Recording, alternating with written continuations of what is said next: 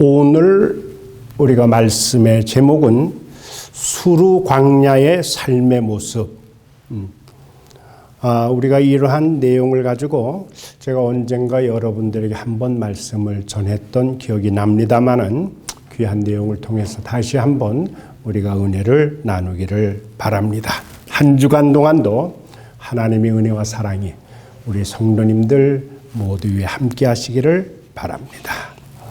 우리가 잘 아시는 출애굽기는 430년간 이스라엘이 그 기나긴 세월 종살이 하던 애굽으로부터 이스라엘의 자손들이 해방되어 나온 사건의 기록이 출애굽기 아니겠습니까? 그렇지요. 그래서 출애굽은 역사를 통해서 구원하시는 하나님의 행위가 가장 잘 보여주는 큰 사건 가운데 하나다. 부인할 수 없는 귀한 내용입니다. 우리가 출애굽기 14장 1절 이하 20절을 보게 되면은 이 하나님께서 이스라엘 백성을 애굽에서 나오게 하시고 그리고 광야 서쪽 끝으로 인도하셨습니다. 자, 이때 바로는 이스라엘 백성들이 막다른 홍해길로 들어갔다라고 하는 소식을 듣고 이스라엘을 다시 잡아들이기 위해서 군대를 동원해서 그 뒤를 추격하기 시작합니다. 이스라엘의 앞쪽과 오른쪽은 산이었고 그리고 왼쪽은 홍해였고 그리고 뒤쪽은 이제 애굽 군대가 기다리고 있었죠. 이것을 이름해서 진퇴양난 혹은 사면초가가 더 정확할 것 같네요.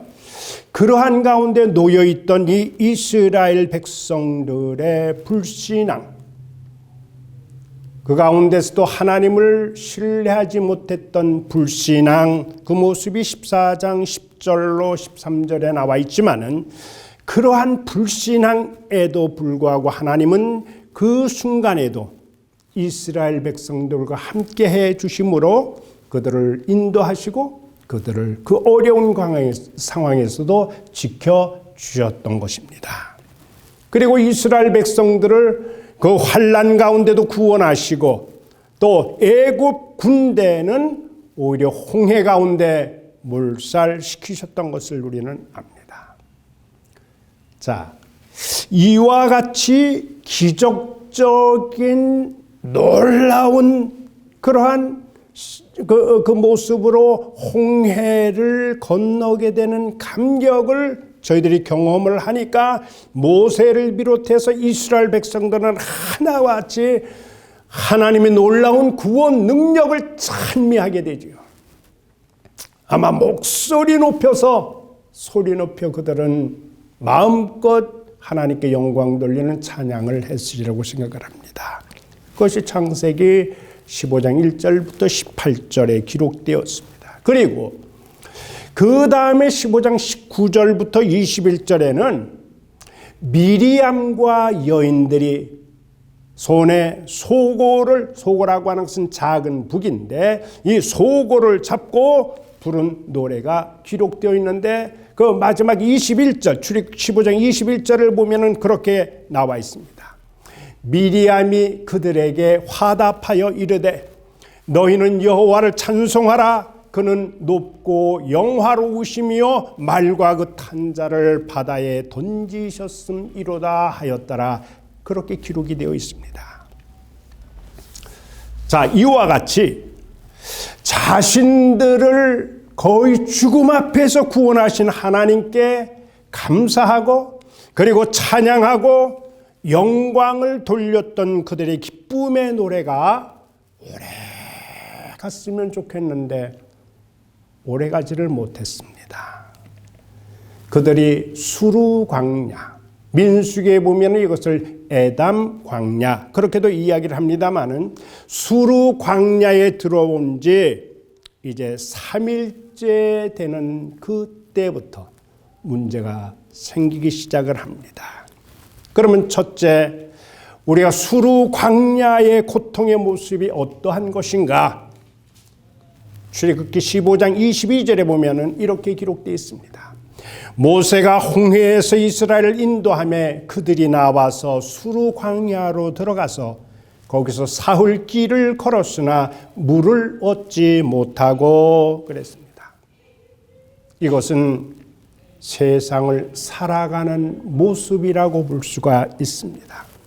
학자들에 따르면 그 이스라엘이 하나님을 찬양했던 곳에서 평균 하루에 11마일, 킬로로 한 18km 이 정도로 행진을 하는데 사흘길이면은 한 54km, 한 4마일 정도 이렇게 사흘길을 걸었거든요. 광야 길이라고 하는 것은 걷기도 힘들죠. 그러나 오히려 걷기 힘든 것보다는 저희들이 사막의 뜨거운 볕으로 인해서 타들어가는 목마름이라고 하는 것은 생존을 위협하는 극단의 고통이 아닐 수가 없습니다. 자, 그러한 고통 중에 있다가 이스라엘 백성들이 어느 한 지역에 도착을 했습니다.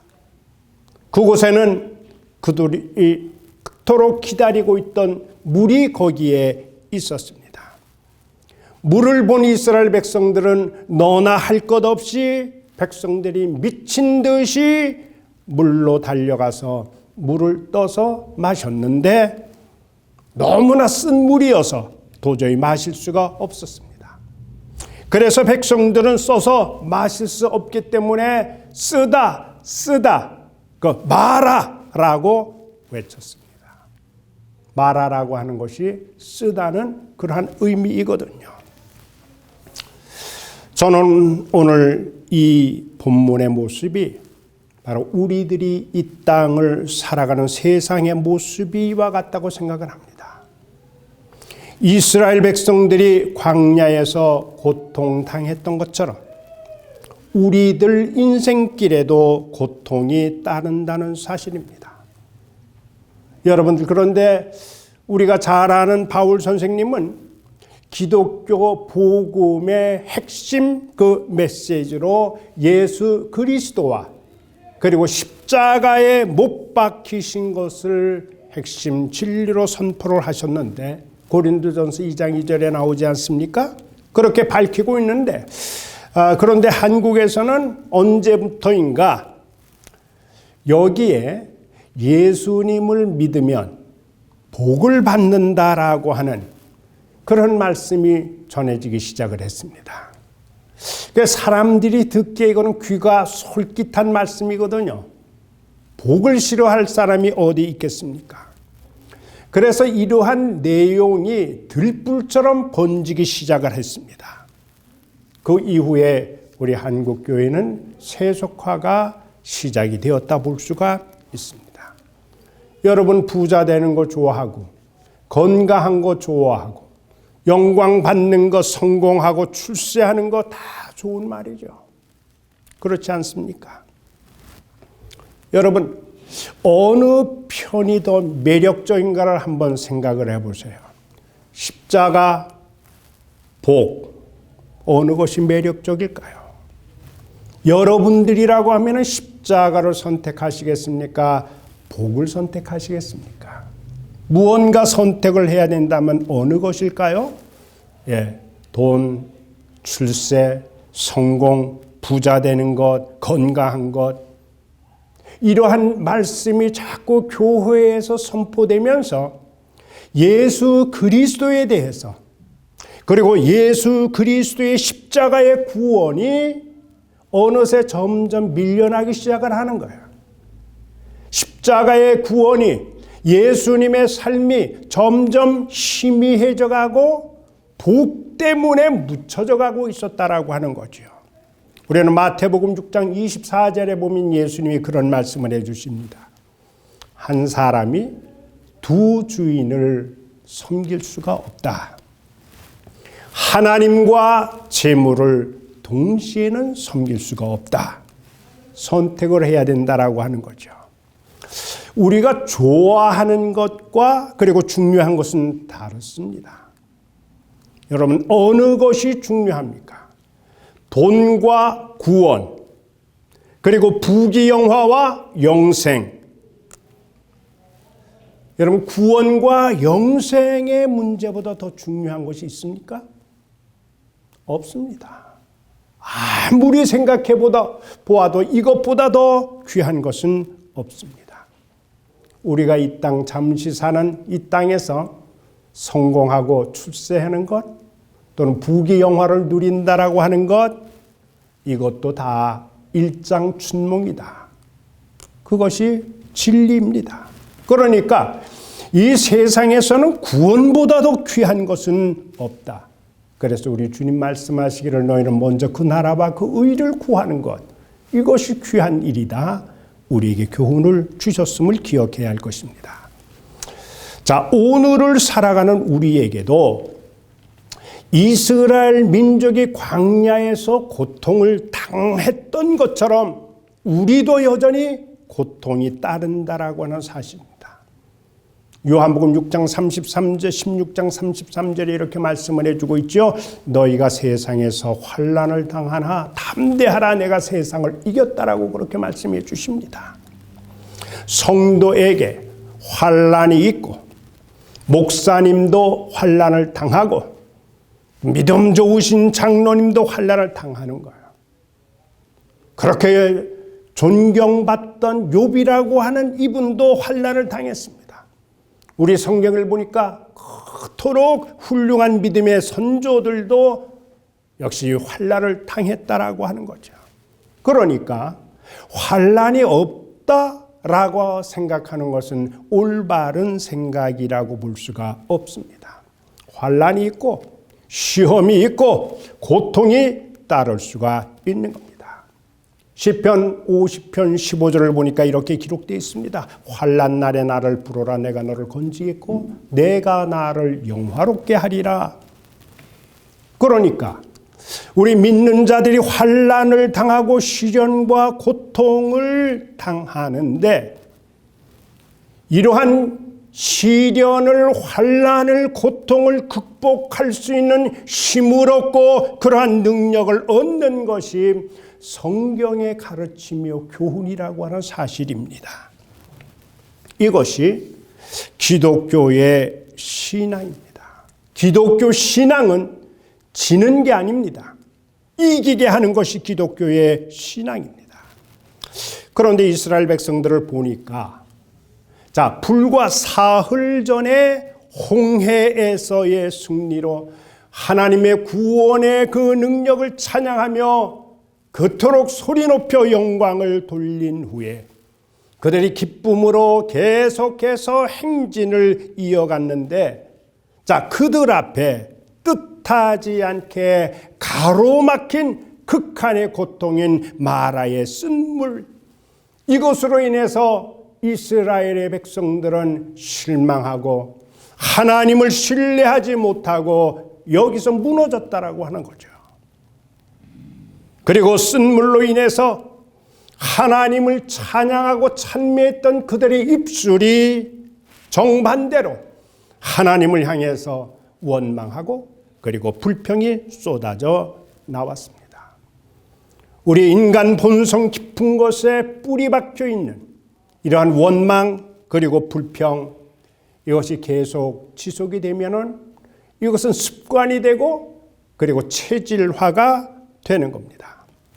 여러분들, 우리가 한번 상식적으로 생각을 하고 판단을 해보신다고 할지라도 마라라고 하는 곳에 있는 물이라야 그 사막이 얼마나 되겠습니까? 그렇잖아요. 그게 함준 내는 물일 거라고요. 자, 그런데 그 조그마한 곳에 있는 그 물이 쓰다고 하는 그것보다는 1000배, 10,000배 더 엄청난 홍해의 죽음의 사선을 건너게 하신, 그리고 뒤에서는 그 어마어마한 애굽 군대가 추격하는 그러한 상황 속에서 하나님의 능력을 신뢰하고 그곳에서 구원은 하나님의 그 은혜를 기다림직도 기도하지만 백성들은 하나님을 향해서 원망했습니다. 그러면서 하는 말이 뭡니까? 출애굽기 15장 24절에 보니까 우리가 무엇을 마실까? 모세를 향해서 우리가 마실 것 내놔라! 원망하고 불평하는 모습을 볼 수 있습니다. 아주 심각한 상황에 지금 놓여 있게 됐습니다. 이러한 상황을 우리들도 맞닥뜨릴 수가 있는 겁니다. 그러면 두 번째, 이러한 상황 속에서 모세는 무엇을 했을까? 본문에는 모세가 하나님을 향하여 부르짖었다고 합니다. 출애굽기 15장 25절에 있는 말씀, 모세가 여호와께 부르짖었더니 여호와께서 이제 모세에게 응답을 하십니다. 그에게 한 나무를 가르치시니 그가 물에 던지니 물이 달게 되었더라. 이것은 기도 신앙을 일컬어 주고 있습니다. 자, 이스라엘 백성들은 자기들의 원하는 것을 얻지 못하니까 하나님 앞에 원망을 했습니다. 모세를 향한 원망은 곧 하나님을 향한 원망입니다. 모세가 이스라엘을 대신해서 부르짖어 기도할 때에 하나님께서는 한 나무를 가르쳐 주셨습니다. 하나님은 이미 어렵고 힘든 일을 만난 이때를 대비하셔서 해결책을 마련하고 계셨습니다. 자, 여러분 한번 생각해 보세요. 이스라엘 백성들이 조금만 더 좀 견디면, 조금만 더 좀 기다리면은 이렇게 어려운 일을 당한 그것은 인정을 하지만, 그러나 이스라엘 백성들이 하나님을 향하여 원망하지 아니하고 하나님, 우리가 지금 이렇게 어렵습니다. 우리를 긍휼히 여겨 주시옵소서. 하나님에게 긍휼을 구했다라고 하면은 이스라엘 백성들을 하나님은 더 사랑해 주셨을 터인데 그렇게 하지 못한 것이 못내 아쉽지 않습니까? 여러분, 우리가 어려움이 있을 때 그에 대체할 하나님의 약속된 언약의 말씀을 기억하고 그 말씀을 붙잡고 신뢰한다라고 하는 것이 인생을 살아가는 우리들에게는 크나큰 축복이 되는 겁니다. 자, 그런데 이제 하나님께서 모세의 기도에 응답하셔서 그 한 나무 가리켰습니다. 한 나무의 가지를 꺾어서 물에 던졌더니 그 쓴물이 변해서 단물이 되었더라. 물론 여기에 잘려진 나무는 예수 그리스도를 상징한다 볼 수가 있죠. 여러분, 이처럼 고통으로 하나님께 아뢰어서 응답받는 그러한 경우는 성경에서 많이 우리들에게 보여주고 있습니다. 우리 창세기 22장 13절 이하를 보게 되면은 아브라함이 모리아 산에서 그의 독자 아들 이삭을 번제로 드리려고 할 때 그때 뿔이 숲풀 속에 걸려 있는 수양으로 하나님께서 응답을 하시지 않았습니까? 또 창세기 21장 19절 보게 되면은 그 사막 광야에서 외롭게 울부짖는 하갈과 그리고 이스마엘을 위해서 하나님께서는 샘물로 응답을 하셨습니다. 우리가 창세기 28장 12절 이하를 보게 되면은 야곱이 이제 하란으로 갈 때에 어렵고 힘든 그때 하나님께서 어떻게 했습니까? 꿈에 사닥다리로 그렇게 보였습니다. 얼마든지 어렵고 힘들 때마다 하나님께 부르짖으면 하나님께서는 그의 응답하시는 내용을 우리는 성경에서 찾아볼 수가 있습니다. 여러분, 우리가 이민 생활을 살아가시면서 우리의 가정에 또는 교회에 또는 사회 속에서 이 마라의 쓴물과 같은 어려운 일을 당할 때마다 우리는 모세처럼 하나님 앞에 부르짖어 아뢰는 것이 필요하다고 믿습니다. 여러분, 우리가 광야와 같은 인생길을 살아가면서 힘든 일, 어려운 일, 그리고 괴로운 일을 만날 때마다 그 괴롭고 어려운 고통과 시련을 해결할 수 있는 최우선의 길이 무엇이냐? 하나님께 기도드리는 일이요, 그리고 하나님 앞에 부르짖는 일이다. 이것을 성경은 우리들에게 가르쳐주고 있지 않습니까? 기도는 그러한 시험을 이기게 하고 고난과 시련을 해결해 주는, 그래서 무엇도 기도를 이길 수가 있는 것은 없습니다. 이 세상에서. 여러분, 우리는 어려운 무거운 짐 나 혼자 끙끙대지 말고 우리 하나님께 가져가야 합니다. 나 홀로 감당하기 어려운 인생의 힘든 짐을 우리를 구원하시는 예수님 앞에 가져가야 합니다. 우리 신앙생활은 치열해야 됩니다. 치열해야만 신앙생활에 승리를 할 수가 있습니다. 우리의 믿음생활 적당히 하면은 성공할 수가 없습니다. 신앙생활 나약하게 해서는 승리의 언덕을 오를 수가 없습니다. 신앙생활 편안하게 그저 그렇게 하려고 한다면은 우리는 하나님의 은총의 축복을 기대할 수가 없습니다.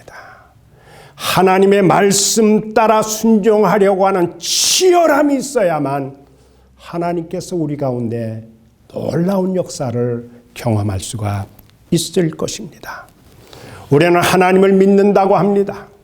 우리는 예수님을 믿는다고 하는 우리에게 믿는다라고 하는 그 믿음이 없어요. 믿는다고는 하는데 믿는 자로서 기도도 없어요. 믿는다고는 하는데 입가에서 찬송이 흘러나오지를 않아.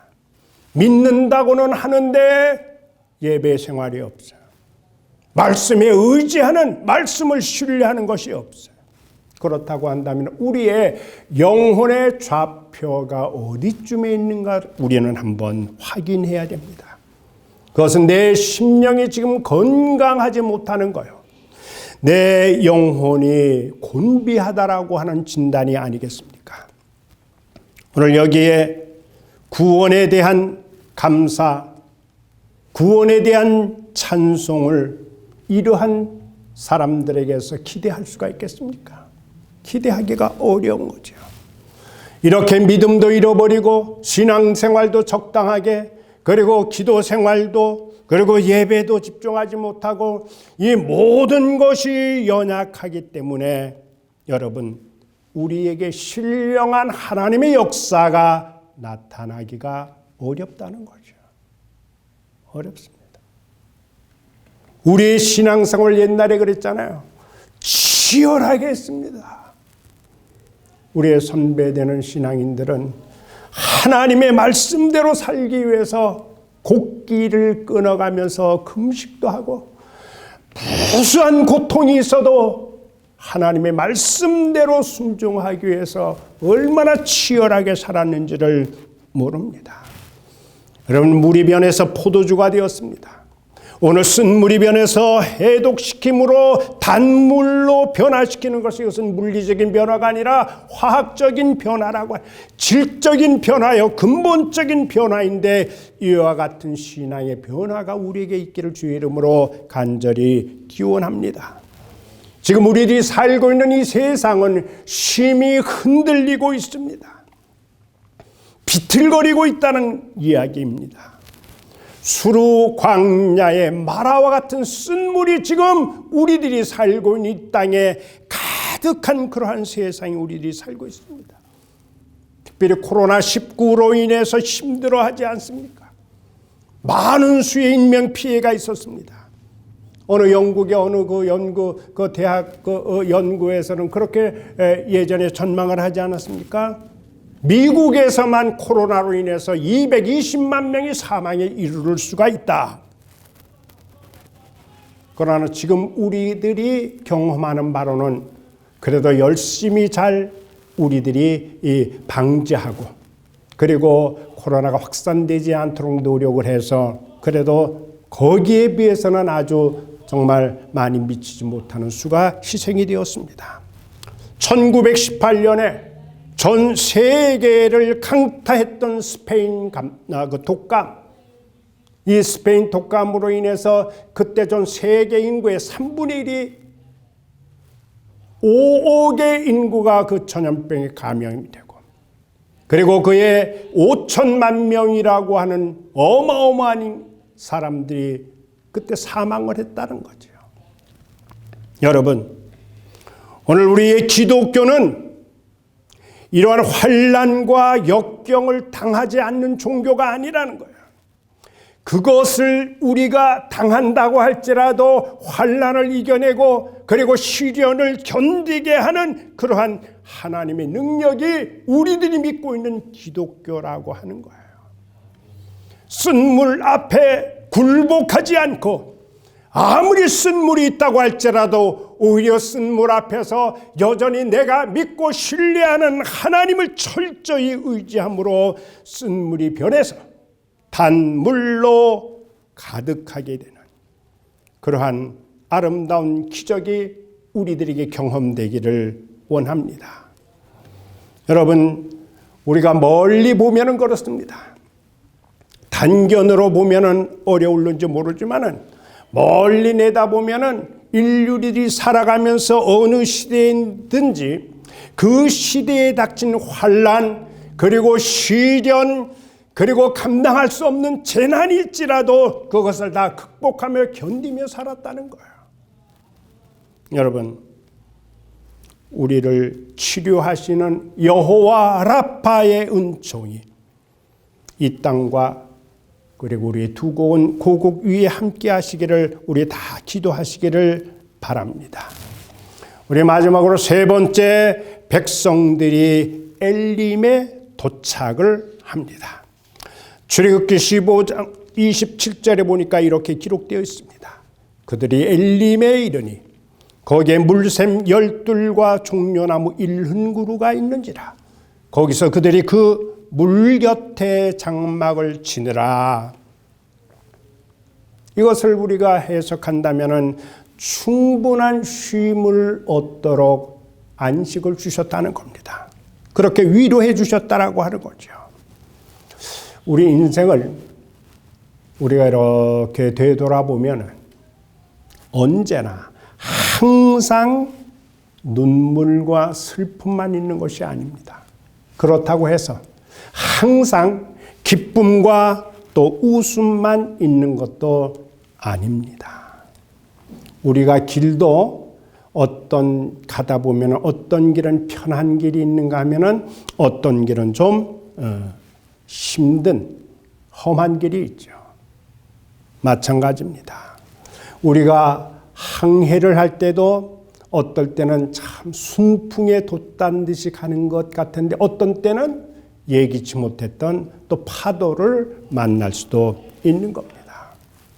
우리 하루의 삶도 낮이 있고 또 밝은 낮이 있나 하면은 또 어두운 밤이 있지 않겠습니까? 그러니까 우리 인생은 항상 밤만, 항상 낮만 있는 것이 아니라 밤과 낮이, 기쁨과 슬픔이 이렇게 교차하는 그런 삶이 아닌가 생각을 합니다. 여러분, 이스라엘 백성들이 젖과 꿀이 흐르는 그 가나안을 향한 여정 가운데에도 그들이 슬픔을 겪었습니다. 고난을 겪었습니다. 마찬가지입니다. 여러분, 모든 인간들은 가나안을 향하는 그 기나긴 여정을 살아가면서 이스라엘 백성들이 광야에서 경험했던 것처럼 슬픔도 만나고 또 고난도 만나게 되는 것입니다. 슬픔의 근본 원인을 우리가 추적해 본다면 그것은 인간들의 죄악이라고 볼 수가 있습니다. 이 죄가 우리 가운데 마라의 쓴물을 마시게 하는 겁니다. 그렇기 때문에 늘 우리는 자신들을 살펴보아야 될 줄로 압니다. 자, 이렇게 이스라엘 백성들이 마라를 떠나서 이제 엘림에 도착을 했습니다. 그런데 엘림은 마라와는 정말 180도 다른 정반대의 상황입니다. 그곳에 딱 도착했더니 그들이 마시기에 충분한 물이 넘쳤고 피곤한 그들이 충분히 쉴 만한 그늘이 거기는 있었고, 험난한 순례 가운데서도 하나님은 이스라엘 백성들을 위해서 정말 목자처럼 쉴 만한 물가로 인도하셨습니다.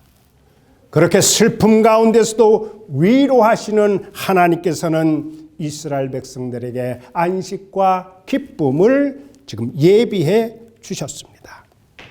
하나님께서는 그들이 광야 생활을 살아가는 동안 하나님을 알고 기억하도록 하기 위해서 하나님 자신을 여호와 라파 그렇게 이야기를 하십니다.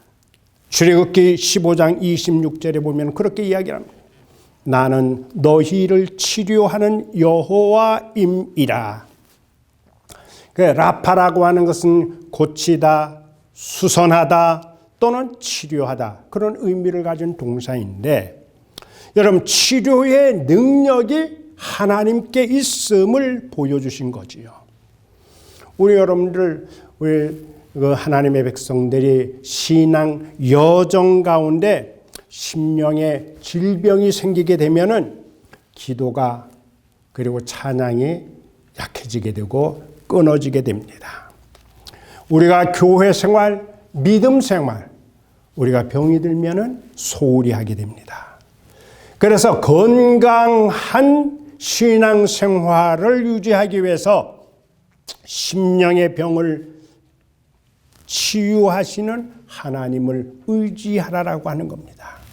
26절에 보니까 하나님은 말의 쓴물을 달게 하신 이후에 이스라엘 백성들에게 법도와 율례를 선포하시고 정하시고 그 실천 여부를 시험하시니 그들이 말씀대로 따른다라고만 하면은 모든 질병을 제거해 주시라고 지금 하나님이 약속을 해 주시는 거예요.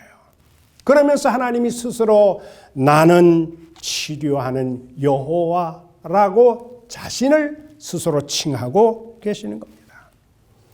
여러분 사실 광야를 살아가는 동안 이스라엘에게는 수많은 질병이 생길 수가 있습니다. 브렘이라고 하는 학자는 그렇게 이론적으로 지적을 해주고 있습니다. 광야에서는 물이 나쁘기 때문에 전염병이나 천연두나 아니면 문둥병이 애굽에서보다 더 많이 생길 수 있다. 또 그뿐만 아니라 광야 모래에 의해서 강한 반사와 그리고 지열, 열기로 인해서 눈병이 잘 생길 수가 있다. 그렇게 얘기를 합니다. 자, 이러한 상황에서 치료받을 처방을 알려주셨는데, 다시 말해서 의사의 지시에 순종을 하고 따르면 질병을 고칠 수가 있는 것처럼 여호와의 말씀에 청종하면 광야에서 생기는 모든 질병은 치료받을 수 있다. 이러한 내용입니다. 인간적인 힘으로는 말의 쓴물을 그 당시 달게 할 수가 없습니다. 그러나 우리가 25절 보니까 하나님의 말씀을 청종했더니, 하나님의 말씀대로 따랐더니, 하나님의 말씀대로 순종했더니 쓴물이 달아졌더라. 그렇게 본문이 우리들에게 알려주고 있습니다. 여러분, 우리는 광야 같은 이 세상을 살면서 염려 가운데 갇혀 있을 수도 없습니다. 언제나 두려움 가운데 우리가 갇혀서 살아갈 수가 없습니다. 근심 걱정에 우리가 매일 수가 없는 거예요. 또 아무리 우리가 고통스러운 일을 겪어도, 아무리 힘든 일을 만난다고 할지라도 하나님을 원망해서는 안 될 것입니다. 왜 그러냐? 넘치는 기쁨은 고통 속에서 더 빛을 발하게 되고, 감사라고 하는 것도 힘든 와중에서 더 명료하게 솟아나기 때문입니다. 그렇기 때문에 우리 인생의 모든 슬픔도 고통도 안식도 기쁨도 오직 선하신 하나님, 치료하시는 여호와 라파 되시는 우리의 하나님에게 맡기고, 우리의 엘림, 물 곁 치료의 셈이 있는 우리의 하나님, 우리를 인도하시는 주님 앞으로 우리는 나아가야 되리라고 믿습니다. 여러분, 엘림이라고 하는 것은 살기 좋은 곳입니다. 매우 좋은 곳입니다. 물이 풍부하지요. 야자수가 울창하게 우거져 있죠. 초목들이 무성한 곳이에요. 이렇게 안락한 장소로 이스라엘 백성들을 인도하는 것이 하나님의 섭리요 은혜입니다. 나무 숲을 의미하는 엘림이라고 하는 것은 마라에서 남쪽으로 불과 한 7마일, 길어야 8마일 정도 떨어진 곳에 위치했습니다. 여기에 12은 12지파를 위한 것이고 70은 70장로를 위한 것인데, 이와 같은 엘림, 이러한 장소는 하나님께서 이스라엘 민족을 위해서 오래전부터 예비하신 곳이야. 오래전부터 준비하시고 기다리시는 자비하심을 나타내 주고 있습니다. 오늘 예배에 참석하신 성도 여러분, 우리 모두 마라의 쓴 물에 머무르지 마시고 하나님의 자비에 힘입어서 엘림에 도착해서 그곳에서 충분한 쉼을 얻고 다시 한번 능력을 회복하시는 그러한 은혜의 시간, 은혜의 한 주간 되시기를 주의 이름으로 축원합니다. 기도하겠습니다. 하나님의 은혜와 사랑을 감사합니다. 우리 모두에게 은혜를 주셔서 하나님 원망하지 않도록 도와주시고 말씀에 불순종하지 아니하도록 저희들의 마음과 생각을 늘 주님께서 주관하여 주시옵소서. 하나님, 쓰디 쓴물인 엘림에 우리들이 더 이상 머무르지 않도록 도와주시고 언제나 물곁 샘물이 있는 우리를 치료하시는 예수님 하나님 앞으로 늘 인도받도록 저희들을 도와주시옵소서.